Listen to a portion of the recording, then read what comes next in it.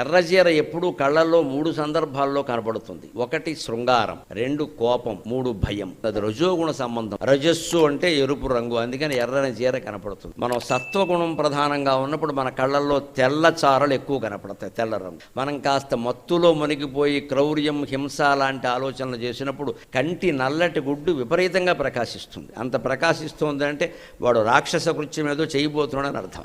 ఆ నలుపు రంగు ఎక్కువ కనపడుతున్నాడు. సత్వరజస్తమో గుణాలంటే ఈ 3 మన కళ్ళల్లో ఉంటాయి ఖచ్చితంగా.